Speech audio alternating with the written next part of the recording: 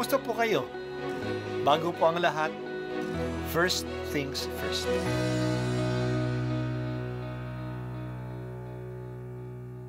Good morning po. Sinisimulan po natin ngayon ang first things first.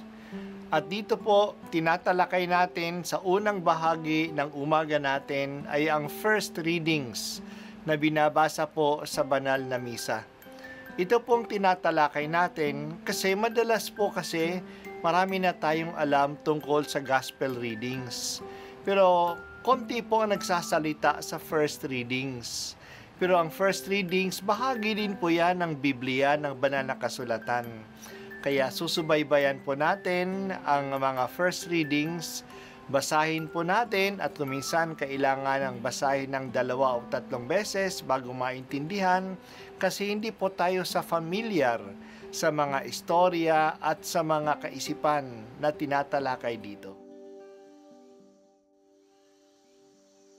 Ang pagbasa mula sa aklat ni Propeta Daniel.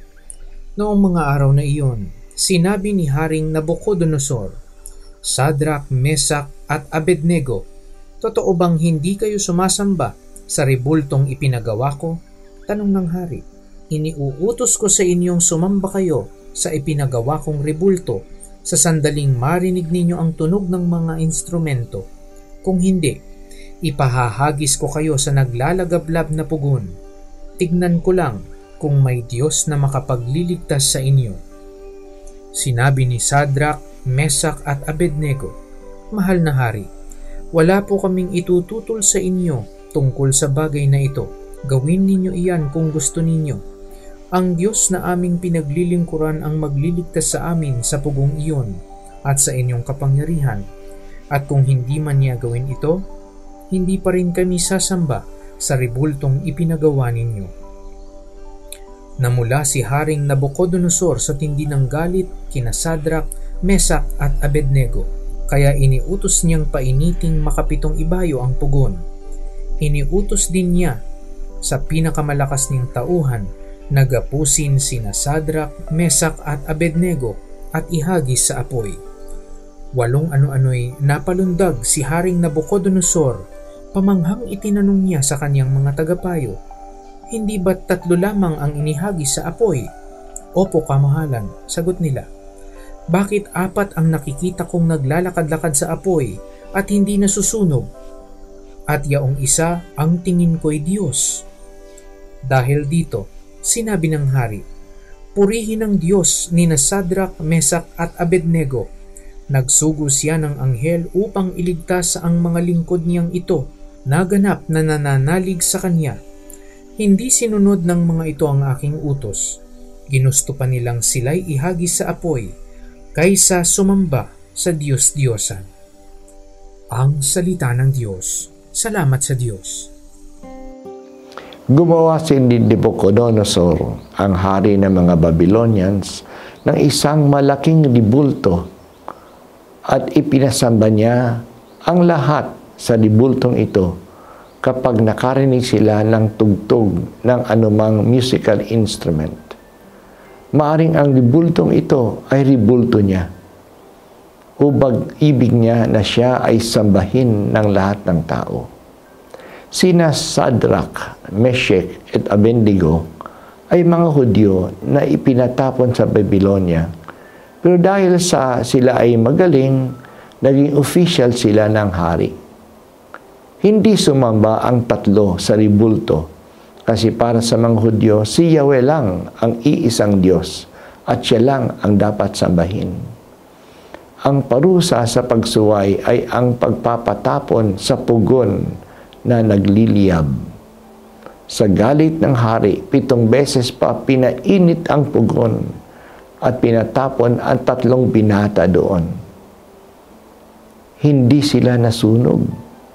Sinamahan pa sila ng isang anghel at doon sa gitna ng apoy, sila ay nagdasal at nagpuri sa Diyos. Dahil dito nakumbinsi nila ang hari na wala ng ibang Diyos kundi si Yahweh, ang Diyos na sinasamba ng mga Hudyo. Ang kwentong ito ay isang leksyon sa lahat ng mga tapat sa Diyos. kahit na sila ay nakararanas ng anumang kahirapan, ito'y sinasagisag ng pugon na puno ng apoy. Hindi sila maaano. Ililigtas sila ng Diyos. Ang katapatan nila ay susubukin. Ang katapatan nila ay susuklian ng katapatan ng Diyos. Ito ang karanasan ng maraming Kristiyano sa buong kasaysayan. Hanggang sa ating panahon ngayon, inuusig ang mga tapat sa Diyos. Ang ating dalawang Filipino saints ay mga saksi dito. Inaalay nila ang kanilang buhay at hanggang ngayon, makalipas na ng mga 400 taon, sila ay buhay pa rin sa alaala at puso ng maraming Pilipino. Pinupuri at inaalaala pa rin natin si San Lorenzo Ruiz at si Pedro Calungsod. Huwag tayong matakot na manindigan para sa Diyos. Sana ang matapang na sagot ng 3 binata ay maisa puso natin. Sabi nila sa hari, gawin ninyo anuman ang ibig ninyo.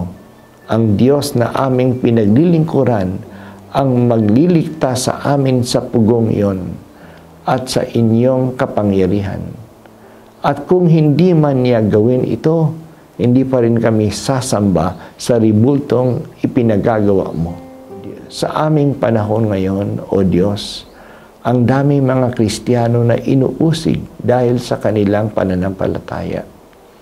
Patatagin po ninyo ang loob nila at iligtas sila sa anumang panganib. Baguhin din po ninyo ang pananaw ng mga umuusig sa iyong mga lingkod.